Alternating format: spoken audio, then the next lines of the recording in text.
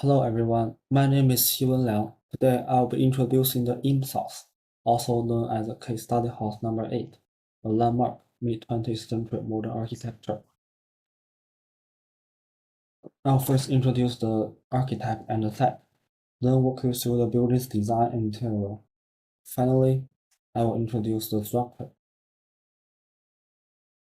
The house was designed and built in 1949 by husband and wife Charles and Ray Eames, who served at their own home and studio. It was located at 203 North Chautauqua Boulevard in Pacific Palisades, Los Angeles, within a group of 4 residents. All of them were commissioned by Art and Architecture magazine as a part of its case study house program. House occupies an 1.4 acres land, mostly flat with a steep upward slope as its western. As you can see from the map, the house situated parallel to the slope and oriented toward the grassy area to the east. The house densely landscaped, creating a sense of private inclusion.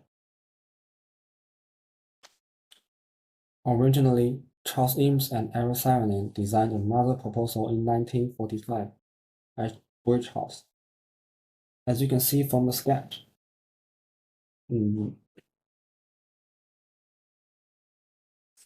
the design was intended to cantilever across the meadow using fabricated materials.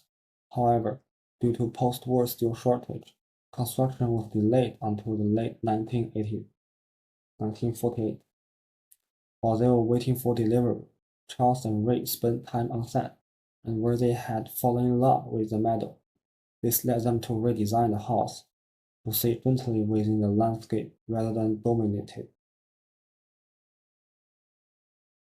The east elevation is the most recognizable view of the building, where a thick steel frame grid is softened by colorful infill panels of glass, wood, and plaster.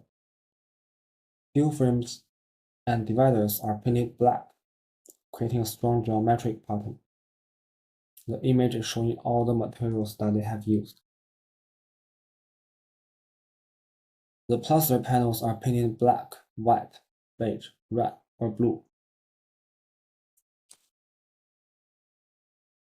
The house itself was like a large canvas which they could paint it on. Evident from the drawings, different colors were tested. As Ray said in an interview in 1983, we felt very free about painting the house. We felt that we could experiment. We could try color and see its relationship to others. Then, if we didn't like it, we could simply change it. Now, let's move into the building interior. The house consists of 2 distinct volumes, a living space and a working studio, separated by an open courtyard. The living space is about 1,500 square feet, and studio contains 1,000 square feet, both divided into an upper and lower story. The main entrance is located on the east facade, consists of 5 translucent glazed panels that echo the geometric pattern.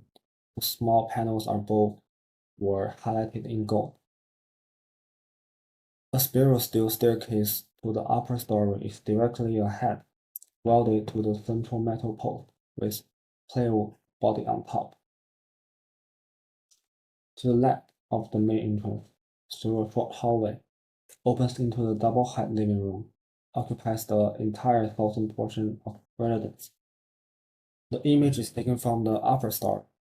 You can see the house contains large areas of glazed panels forming glass walls. The double height created an open space which connected to the surrounding landscape. The upper floor contains 2 bedrooms, 2 bathrooms. 2 bedrooms occupy the loft overlooking the living room and can be closed off with 3 sliding canvas covered wood partitions as marked on plan. Back to the lower story. Moving to the right and passing the kitchen is the outdoor courtyard, which separate between the living and studio spaces. The studio building also features an open plan. The upper story is accessed via an open steel staircase with simple pipe handrails. The ceiling is exposed with a metal roof decking and fiberglass horizontal sliding shades. The house follows a modular system based on repeating 7 feet 4 inches bay unit. The living space is 7 bays wide. Courtyard is 4 bays wide. The studio is 5 bays wide. Steel plays a crucial role throughout, used in the H-beam structure, roof decking, window frame, and exterior siding. Despite its modular design, the IM's house was never about massive production. Instead, it was a constantly evolving experiment in living. More than just a home, the IM's house embodied Charles and Ray Eames' philosophy, life in work and work in life. It wasn't just a structure, it was a living, breathing space for creativity and experimentation. And that concludes my presentation. Thank you.